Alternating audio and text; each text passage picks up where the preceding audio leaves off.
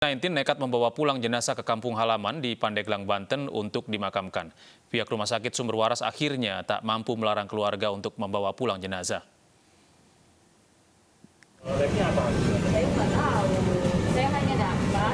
Keluarga jenazah pasien COVID-19 berdebat dengan pihak Rumah Sakit Sumber Waras Jakarta Barat karena ingin membawa pulang jenazah untuk dimakamkan di kampung halaman di Pandeglang, Banten.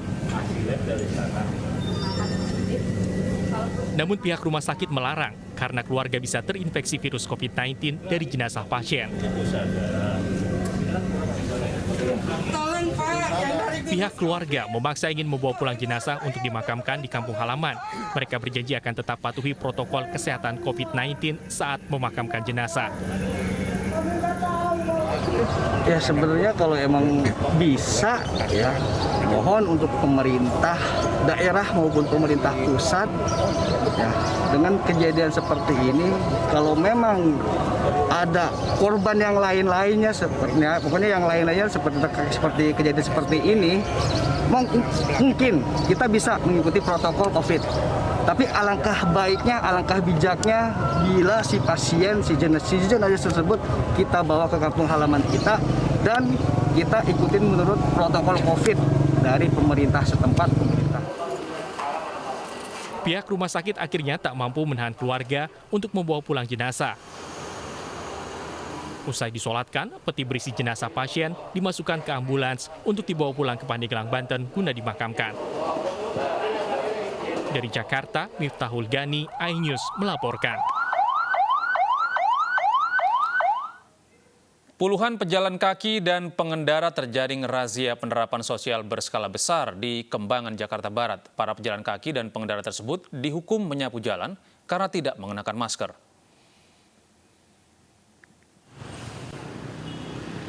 Petugas menggelar razia penerapan sosial berskala besar atau PSBB di kawasan Kembangan, Jakarta Barat, Jumat kemarin. Petugas langsung memberhentikan pengendara dan pejalan kaki yang tidak menggunakan masker. Hasilnya, puluhan orang terjaring razia. Para pengendara dan pejalan kaki ini langsung mendapatkan sanksi denda sebesar Rp250.000 atau sanksi sosial berupa menyapu jalan. Masker Pak, saya lupa ketinggalan di rumah. Iya, mau ke Bayoran Lama. Kalau keluar rumah setiap hari pakai masker, cuman buru-buru Grab. Menteri Sosial Juliari Batubara mengklaim tidak mengetahui ada paket bantuan sosial yang terbengkalai di Kota Bekasi, Jawa Barat. Pihaknya mengaku semua bantuan sosial dari Kemensos tidak pernah ditimbun di suatu tempat.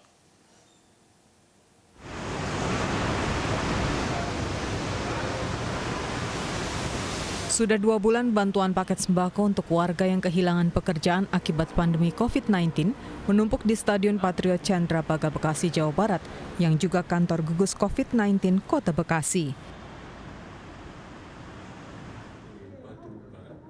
Menteri Sosial Juliari P. Batubara mengatakan pihaknya tidak mengetahui adanya bantuan sosial yang terbengkalai di Kota Bekasi. Dirinya mengklaim semua paket bansos langsung disalurkan oleh Kementerian Sosial kepada koordinator tiap-tiap daerah dan tidak pernah ditimbun dalam satu tempat. Juliari juga menyampaikan pihaknya akan menelusuri lebih dalam bansos yang hingga kini belum sampai kepada warga yang terdampak COVID-19. Bansos dari mana? dari Presiden, Pak. Presiden. Kita malah belum pernah dengar itu. Nanti dicek, nanti kita cek ya. Karena ya kita belum dengar, nanti kita cek. Tapi instruksinya sebenarnya seperti apa sih Pak? Ketika bansos itu sudah Ya dibagikan langsung, tidak ada di tumpuk-tumpuk begitu. Kita kan kirimnya langsung ke RW. Ya jadi harus dicek itu bantuan dari Kementerian Sosial atau bukan. Kemudian kalau dari kami itu sangat sudah ada sistemnya, yaitu dikirim langsung ke RW. Ya misalnya ada satu RW di mana penerimanya 100, ya 100 dikirim ke RW tersebut langsung dari gudang penyedia dan dari RW tersebut akan dibagikan. Saya udah berapa kali ke lapangan. Sebelumnya diberitakan bantuan sosial paket sembako menumpuk di Stadion Kota Bekasi. Bantuan tersebut rencananya akan diberikan kepada karyawan yang menjadi korban PHK akibat COVID-19. Dinas Tenaga Kerja Kota Bekasi mengklaim terhambatnya penyaluran bansos diakibatkan pihaknya sulit mendapatkan data karyawan yang di PHK selama pandemi. Dari Jakarta, Virga Agesta, Syahrul Romadoni, iNews melaporkan. Wakil Wali Kota Bandung, Jawa Barat, Yana Mulyana menyatakan siap menjadi relawan uji klinis vaksin COVID-19. Tidak hanya Yana, sebelumnya Gubernur Jawa Barat Ridwan Kamil juga siap menjadi relawan karena jumlah relawan yang mendaftar belum memenuhi target. Namun untuk menjadi relawan ada 10 syarat yang harus dipenuhi.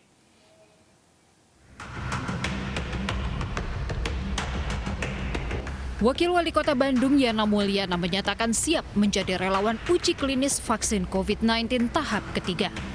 Uji klinis tahap ketiga ini akan digelar Selasa pekan depan. Yana yang pernah terinfeksi COVID-19 dan berhasil sembuh yakin uji klinis akan berjalan lancar. Yana juga berharap tindakannya bisa menjadi contoh bagi para pejabat lainnya di Bandung agar siap menjadi relawan.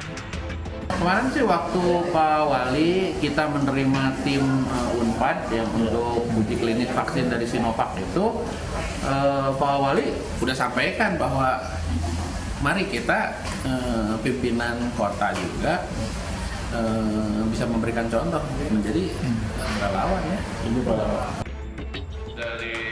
Jumlah relawan yang mendaftar untuk uji klinis vaksin COVID-19 belum memenuhi target. Gubernur Jawa Barat Ridwan Kamil siap berpartisipasi menjadi relawan. Tak sendiri, RK juga mengajak seluruh jajaran Forkopimda untuk mendaftar sebagai relawan uji klinis vaksin COVID-19. Kami pimpinan sedang merumuskan jika tidak ada halangan dari unsur kesehatan pribadi, maka Forkominda pun akan menjadi relawan untuk pengetesan vaksin. Sehingga kalau pimpinannya juga melakukan, insya Allah rakyatnya juga akan meyakini proses vaksin ini berjalan dengan lancar. Saat ini sudah ada 620 relawan yang siap untuk disuntikan vaksin COVID-19. Dalam pelaksanaannya nanti, tim akan melibatkan 20 dokter spesialis dan 30 dokter umum, di mana saat proses vaksinasi akan diikuti 20 hingga 25 orang relawan di tiap titik lokasi uji klinis setiap harinya.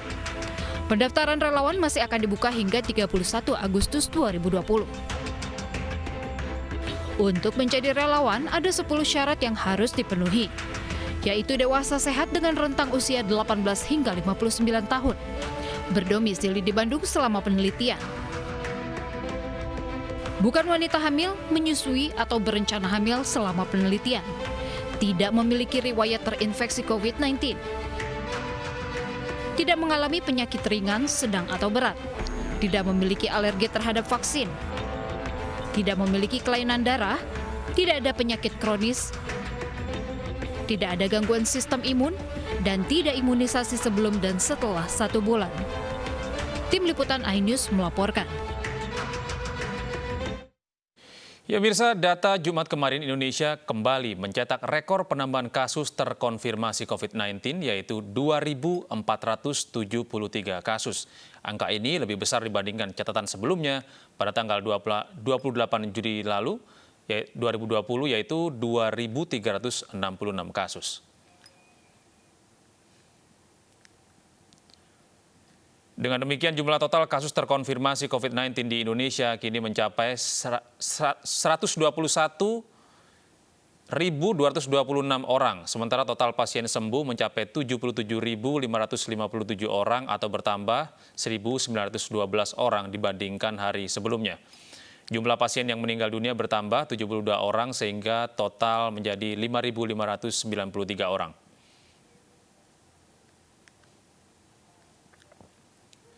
Menteri Pendidikan dan Kebudayaan Nadiem Makarim memberlakukan kurikulum darurat di mana satuan pendidikan dalam kondisi khusus bisa memakai kurikulum yang sesuai kebutuhan peserta didik. Selain itu, Mendikbud mengizinkan sejumlah sekolah di zona kuning untuk melakukan kegiatan tatap muka asalkan memenuhi prosedur kesehatan COVID-19. Artinya ada sekitar 43% daripada peserta didik kita di dalam zona hijau dan kuning. Dan banyak sekali mayoritas daripada daerah tertinggal dan terluar di Indonesia ada di zona hijau dan kuning. Untuk itu kita akan merevisi SKB untuk memperbolehkan ya itu kata kuncinya, memperbolehkan, bukan memaksakan, memperbolehkan pembelajaran tatap muka dengan mengikuti protokol kesehatan yang ketat. Daripada kurikulum darurat ini, yang pertama adalah penyederhanaan secara masif kompetensi dasar dan standar pencapaian, dan yang kedua adalah modul belajar spesifik yang bisa dilakukan di dalam rumah untuk jenjang SD dan PAUD. Berikut. Kurikulum darurat itu yang sebenarnya sudah lama ditunggu oleh guru-guru adalah penyederhanaan kompetensi dasar yang mengacu kepada kurikulum 2013. Kurikulum darurat ini Pemerintah membuka gelombang keempat program Kartu Prakerja mulai hari ini, tepatnya pukul 12 waktu Indonesia Barat. Kuota yang disediakan dalam program semi bantuan sosial ini sebanyak 800.000 peserta. Dibukanya gelombang keempat pendaftaran Kartu Prakerja setelah pemerintah merampungkan Peraturan Menteri Koordinator Bidang Perekonomian nomor 11 tahun 2020 yang merupakan aturan turunan dari Peraturan Presiden nomor 76 tahun 2020. Perpres yang ditetapkan 8 Juli 2020 itu mengatur perubahan atas aturan sebelumnya, yakni Perpres nomor 36 tahun 2020 tentang pengembangan kompetensi kerja melalui program Kartu Prakerja. Pemerintah akan memprioritaskan 2,1 juta pekerja yang mengalami pemutusan hubungan kerja atau dirumahkan. Jumlah itu meningkat dari data sebelumnya, 1,7 juta orang berdasarkan data dari Kementerian Tenaga Kerja dan BPJS Ketenagakerjaan. Dan berikut persyaratan tata cara pendaftaran serta fasilitas Kartu Prakerja. Syarat utama mendaftar Kartu Prakerja adalah warga negara Indonesia minimal berusia 18 tahun, sedang tidak menempuh pendidikan formal. Lalu tata cara mendaftar, yang pertama membuat akun prakerja di www.prakerja.go.id. Lalu isi data diri Anda, ikuti tes motivasi dan kemampuan dasar selama 15 menit. Lalu manfaat yang didapatkan dari Kartu Prakerja yang pertama adalah pelatihan menggunakan Kartu Prakerja baik online maupun offline. Anda mendapatkan sertifikat pelatihan, insentif sebesar 3,55 juta rupiah, meliputi biaya bantuan pelatihan sebesar 1 juta rupiah, insentif pasca pelatihan Rp600.000 per bulan selama 4 bulan, lalu insentif survei kebekerjaan sebesar Rp150.000.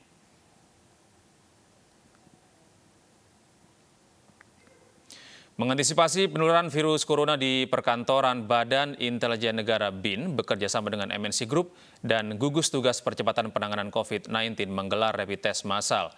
Rapid test dilakukan terhadap 500 karyawan yang bergerak di bidang media dan penyiaran. Kasus positif COVID-19 di perkantoran di DKI Jakarta terus mengalami peningkatan seiring mulai dilonggarkannya pembatasan sosial berskala besar atau PSBB. Langkah antisipasi penularan di perkantoran ini harus dilakukan untuk menekan angka kasus positif bertambah. Untuk itu, Badan Intelijen Negara BIN bekerjasama dengan MNC Group dan gugus tugas percepatan penanganan COVID-19 menggelar rapid test dan swab test bagi karyawan MNC Group yang bergerak di bidang media dan penyiaran. Kenapa di media MNC ini? Karena media ini sangat berhubungan dengan seluruh banyak unsur warga, masyarakat, dan khususnya mereka yang di lapangan sangat berpotensi untuk berinteraksi dengan seluruh warga yang dimana kita tidak tahu di mana ada penyebarannya. Tentunya dengan rapid test ini kita ingin membantu supaya kita bisa memfasilitasi screening. Karena yang kita ketahui kan kalau misalkan dalam COVID ini, kalau misalnya ada yang terpapar, kadang ada yang OTG gitu ya. Kalau misalkan dengan adanya screening ini, at least kita tahu apakah next step yang perlu kita lakukan. Apakah orang ini perlu di swab test lagi, PCR, karena itu yang lebih akurat. Dan maka dari itu kita melaksanakan rapid test seperti itu. Rapid test menjadi langkah awal MNC Group dalam menekan angka penyebaran virus corona dan sebagai upaya untuk membantu pemerintah memutus mata rantai penularannya. Tim Liputan iNews melaporkan. Beralih ke informasi lain, pemirsa, pasokan air Palija di Jakarta mengalami gangguan hingga berakibat aliran air bersih ke rumah warga terganggu. Gangguan suplai air bersih Palija akan terjadi mulai hari ini, Sabtu 8 Agustus pukul 21 hingga Minggu 9 Agustus pukul 7 waktu Indonesia Barat. PT PAM Lyonais Jaya meminta warga DKI untuk mengisi bak penampungan dan menghemat penggunaan air. Hal ini dilakukan untuk mengantisipasi gangguan suplai air yang akan terjadi pada hari ini, Sabtu 8 Agustus, mulai pukul 21 hingga 9 Agustus, pukul 7 waktu Indonesia Barat. Penyebab gangguan pasokan air dikarenakan adanya perbaikan kebocoran pipa air baku suplai ke Pejompongan oleh PLN yang terkena dampak pemasangan SKTT 150 kV unit PLN UPI Jawa bagian Barat dan pekerjaan peningkatan daya listrik di Pejompongan 1. Dan berikut beberapa wilayah yang terkena dampak gangguan pasokan air.